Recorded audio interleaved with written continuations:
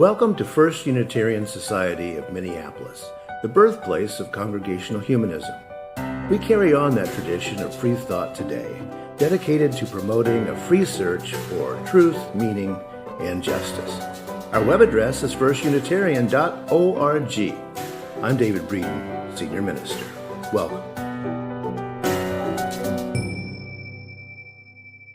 Good morning and welcome to the online Sunday Assembly for the First Unitarian Society of Minneapolis for April 12th, 2020.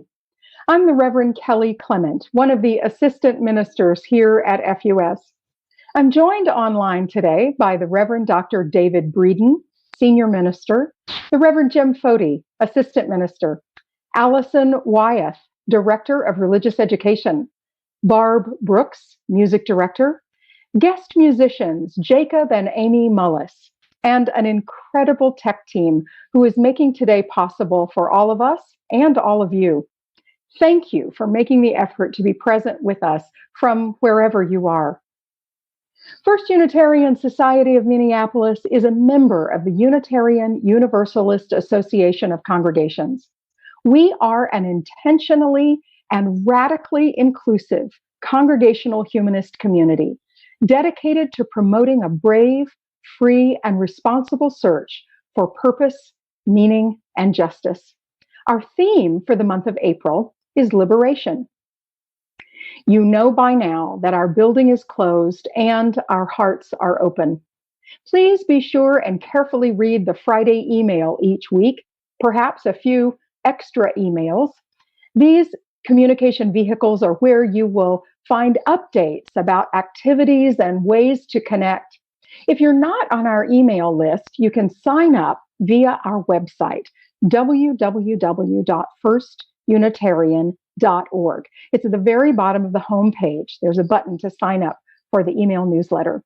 Our website also has lots of good information about ways to connect remotely, to learn more about the society, get contact info for our ministers and staff, or make a donation to our efforts. You may notice extra online security measures as we do our part to keep down mischief from nefarious actors. During assembly, please be sure to take a glance at the chat windows that accompany the video streams. Rev Jim will be posting some resources there, and it's totally okay to chat during assembly. After assembly today, we'll be holding a virtual coffee hour via Zoom. That information will be shared in the chat. Rev Jim is hosting this social time, which we expect to last about half an hour, like our in-person social time. And you can come and go as you wish. Jim will divide us into smaller groups using the breakout feature on Zoom, and there will be a few suggested starter questions to get the conversation going. At 12 p.m. today, I will be hosting our Welcome to FUS session. Join us if you are interested in learning more about our congregation, about humanism and Unitarian Universalism. The link for that Zoom meeting will be in the chat. This evening at 7 p.m., Rev Jim will lead a discussion via Zoom about end-of-life matters in the time of COVID-19. To join this timely and important conversation, check the link in the Friday email. And I believe that also will be in the chat. Also in that information-packed Friday email this past week, there was lots of good stuff about how to register for our Turn Down the Heat event, Earth Action virtual event on Saturday, April 18th from 10 a.m. to noon. There you can also learn about our Active Voices team and what they suggest for advocacy efforts this week. Operation Face Mask is on at FUS. Please double check that Friday email for detailed information about donating and or acquiring material, making and or acquiring a mask, and more. Many thanks to FUS members who are donating and sewing, especially to Sheila Callender for setting us up for safety. We will be continuing to have an online Sunday morning presence until we get the all clear. Thank you again for joining us. Good morning. I'm Allison Wyeth, Director of Religious Education here at FUS, and I'm so happy to be with you this morning. I want to invite all the kids and youth to join us today at 11:45 for our Kids and Youth Add-on Assembly, where we have a chance to come together, share, and enjoy music, stories, and fun. Across the rest of the week, we also have meeting groups for kids and youth of all ages, as well as a parent and RE adult connection group. In our groups, we make sure that we have a chance to talk to each other, support one another, and take the time to play a bit too. If you'd like to join us for any or all of these activities, look for the meeting links in the recent email that I sent out to all registered RE families and volunteers. And feel free to email me directly if you need to get those links again. I look forward to seeing you soon. Each week when we gather, we light our chalice and read one of the 7 principles of Unitarian Universalism or one of the aspirations of our congregation. This week we light the chalice remembering the goal of world community with peace, liberty, and justice for all.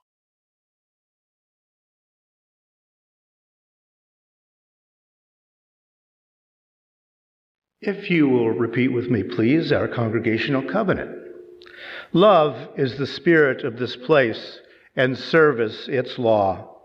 This is our great covenant, to dwell together in peace, to seek the truth in love, and to help one another. Reverend theoretical physicist and mathematician Brian Greene writes this of the human condition. We emerge from laws that, as far as we can tell, are timeless, and yet we exist for the briefest moment of time.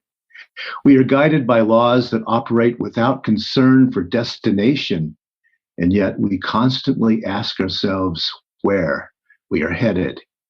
We are shaped by laws that seem not to require an underlying rationale, and yet we persistently seek meaning and purpose. End quote. I've been talking in the past weeks about the good that may come from the extreme social disruption of this pandemic. I, for one, am not nostalgic about the past. I'm not one who is in favor of getting things back to normal as quickly as we can, even if we ever could do that. I'm interested in what opportunities we have for building a better future. Now, I admit that I'm a cynical person with a dark sense of humor, but I am those things because I see patterns in human history for good and ill. I'm someone who believes that we must consider both the folly and the wisdom in the human past in order to understand our present possibilities. So let's look at some patterns. One discernible pattern is that a large part of humanity always minimizes the scope of any looming threat. Hence that infamous phrase, the war will be over by Christmas. We heard a lot of that early on in this pandemic, and many are still minimizing rather than facing reality. That human propensity doesn't help matters. As I mentioned last week, this pandemic also teaches us how small our planet is. Never before would it have been possible for a disease to cut the gross national products of the entire planet in half.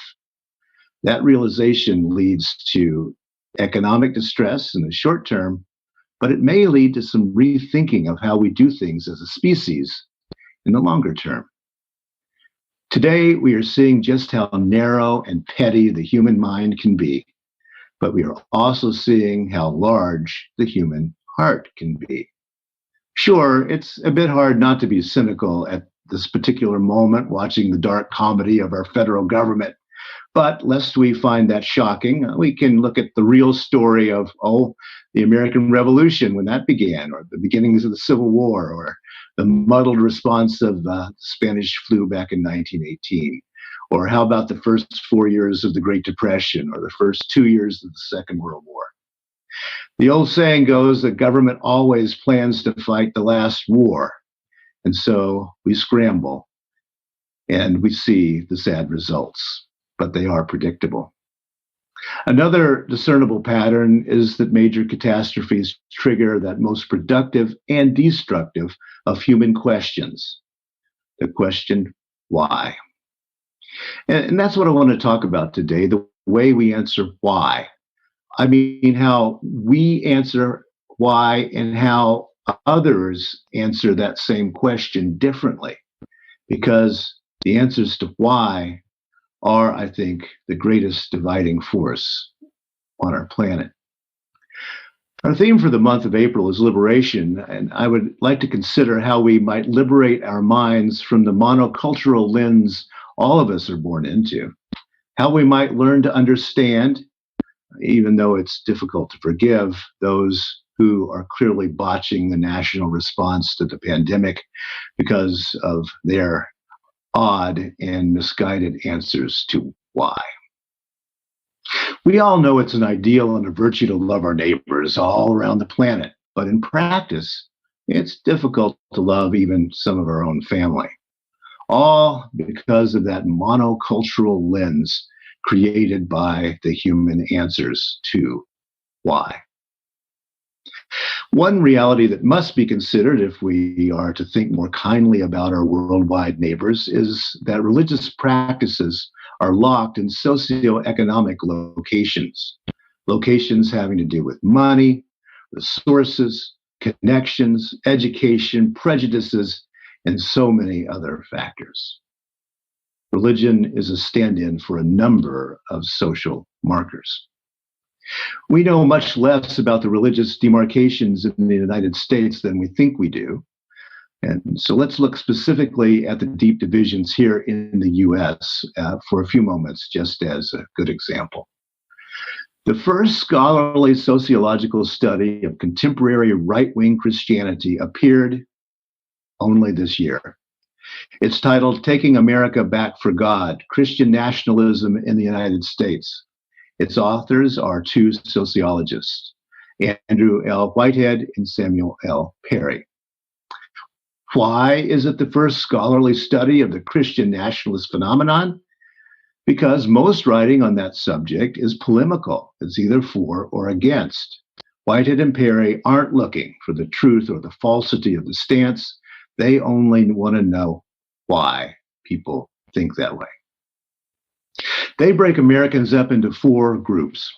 Christian nationalists at one pole believe that their particular version of God created the United States for a particular mission and that American government must follow the dictates of that particular version of God, or else. It's a very Old Testament way of seeing things.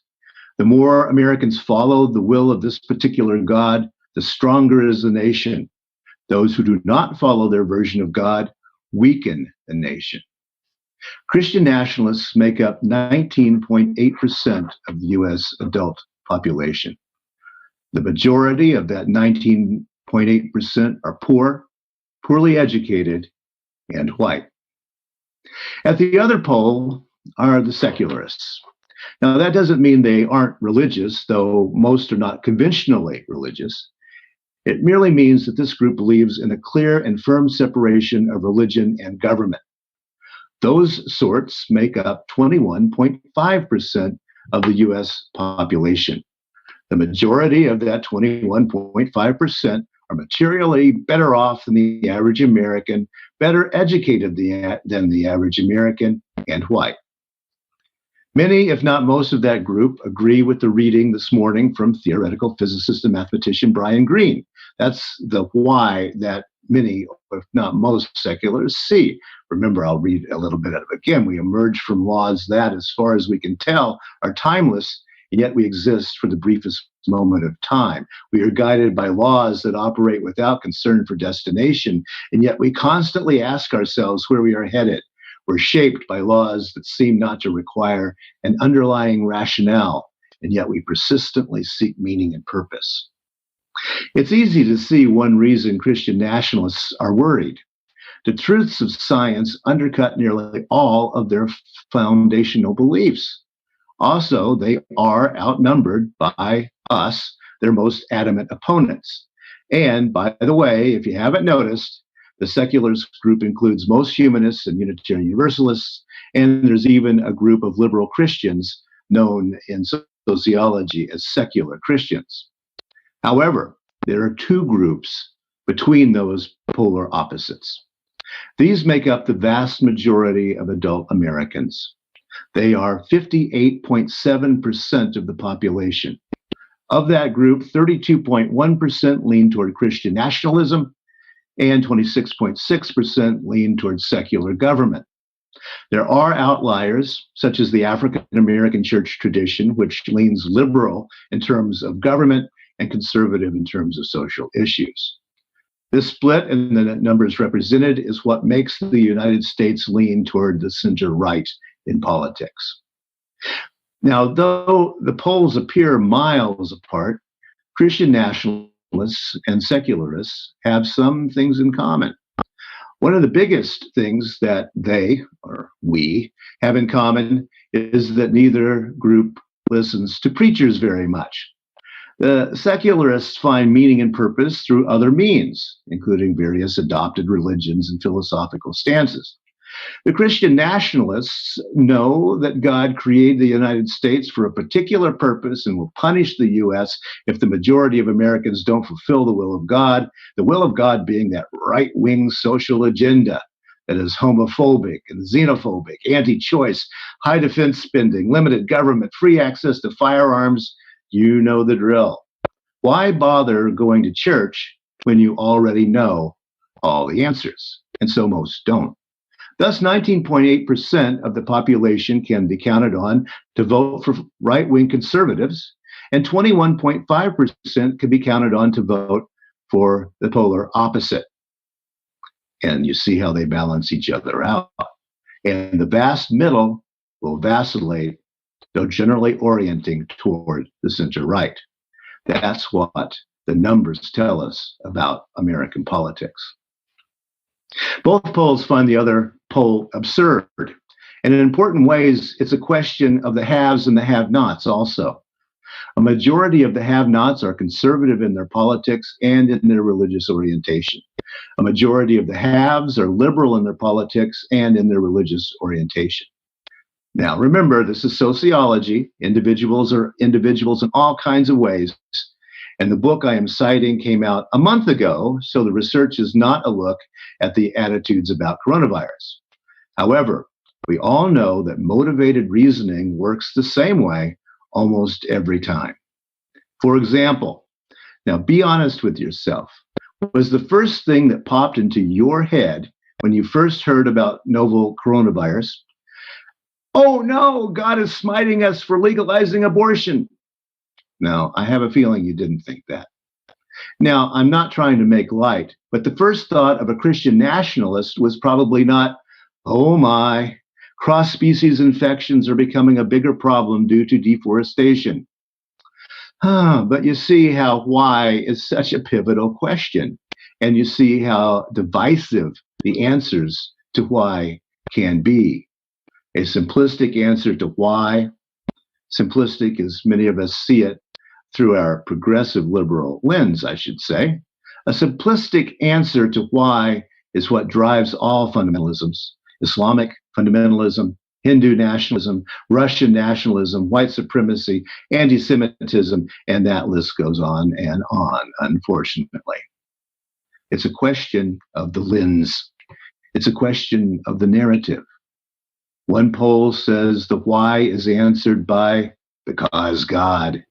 And the other poll says the why is answered by science. And the vast middle is often looking for a narrative that contains both an answer from science and an answer about God. And the vast middle of many nations vacillate between those two poles. For example, today is Easter Sunday. Now, I grew up in a religious tradition that insisted upon the bodily resurrection of Jesus. That tradition insists that had there been a closed caption television in the tomb, we could have watched Jesus get up and walk out alive and well. That's one way to see that story. But it's not the only way. Liberal Christians around the world today are talking about a metaphorical rise from the dead. Two very different answers to that question, why? Why is a glorious and a dangerous question. Perhaps why should always carry the label, do not try this at home. That other question, what, however, has always been answered by the best in humanity. The best in humanity answers the what with some very simple answers and some very simple actions. What to do about religious diversity in our nation and our world? Seek to understand. What to do about the poor? Feed, clothe, and change the social structures. What should we do for those poor folks too? We should comfort the weak. We should help the fearful, as we say in our closing words each week. What should we do? We should seek mercy and justice. We should love our neighbor and walk humbly with our own ideas. Everyone who answers the what questions with answers such as these are on our side. No matter what else they do or what else they believe, those folks are on our side. They have a different lens, but it's pointed in the same direction. This week, many of you answered an immediate need by learning to make face masks, sharing expertise and suggestions. You shared sewing supplies, you shared making of the masks, and you shared them with each other and the homeless and with hospitals. But most of all, you answered the what by sheltering in place. Despite the loneliness and the boredom, despite the discomfort and disruption of treasure routines. And that what is changing the trajectory of the disease for the better. And many of our neighbors are with us in that. Jews celebrated Passover Seders last week virtually. Muslims are zooming into Friday prayers.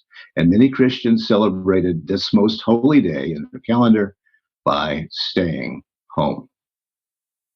Understanding others is and always has been a challenge. In July of 1955, a decade after the end of the Second World War, a decade filled with the proliferation of atomic weaponry, the British peace activist and humanist Bertrand Russell wrote what has become known as the Russell-Einstein Manifesto. You should look it up. It was signed by other scientists that are still remembered today, including Max Born, the founder of quantum mechanics, the great chemist and humanist Linus Pauling, and a scientist not much remembered today, Sir Joseph Rotblat, the only scientist to walk away from the Manhattan Project. The Russell-Einstein Manifesto was the last document that Albert Einstein signed before his death. It was a manifesto against atomic warfare, but it still contains wise words as we consider who our neighbors are and how they see things. The manifesto includes these words, quote, "We shall try to say no single word which should appeal to one group rather than to another. All equally are in peril, and if the peril is understood, there is hope that we may collectively avert it. We have to learn to think in a new way. There lies before us if we choose continual progress and happiness, knowledge and wisdom. Shall we instead choose death because we cannot forget our quarrels? We appeal as human beings to human beings. Remember your humanity and forget the rest." End quote. This is a phrasing of one of the great calls of humanism. People matter more than ideas. That's difficult, admittedly. We know that our opponents have needlessly wasted lives in this pandemic. We know that the far right is taking advantage of social dislocation and fear to sow hatred and division. We know that our opponents wish to continue policies that oppress and kill the vulnerable. The signers of the Russell-Einstein Manifesto knew that their opponents did all those things as well. But they knew the truth of that poem by W.H. Auden that I shared at the beginning of this quarantine period. Quote, "We must love one another or die." That remains ever and always the fact. Even the fundamentalists and nationalists in our world are our neighbors. They too die, and lose loved ones in this pandemic. Remember your humanity and forget the rest. If you will repeat with me, please, our extinguishing chalice words. We extinguish this flame, but not the light of truth, the warmth of community, or the fire of commitment. All of these we carry in our hearts and in our minds until we are together again.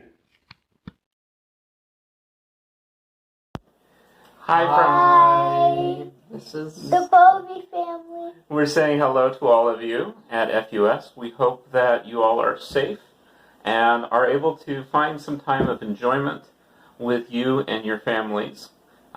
We miss all of you at FUS and hope to see all of you at the end of this. Bye! Here we are. Hello, Hey. FUS. Charlie and Melody Lupke here, coming to you live from our hot tub. And when you have a hot tub, staying at home is not a big problem. It's fine. We're all good. I hope We're you all guys are doing fine. We love you. Hope to see y'all soon. good. Yep, we sure will. Stay well. Bye. Bye. Hello from the Drayers. Hello, FUS friends. We really miss you. We look forward to seeing you again at FUS. In the meantime, shelter in place and stay tuned to FUS. Bye-bye. Hey everyone! Seriously, I hope you're all keeping safe and staying healthy. I look forward to seeing all my FUS friends again real soon. Take care, everyone. If you enjoyed this presentation today, consider making a sustaining donation to help keep the voice of Unitarian Universalist humanism loud and strong during these difficult times. You can download the Give Plus app for your smartphone at the App Store, or go to giveplus.com. Or you can go to our website, firstunitarian.org. Until we meet again, be fearless, ask questions, hold on to what is good. Strengthen the weak, comfort the fearful, serve the suffering, do what makes you come alive. Rejoice in the power of the human spirit. So may it be.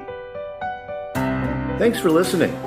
You can find much more about humanism and what's happening at First Unitarian Society in Minneapolis by visiting our website at firstunitarian.org.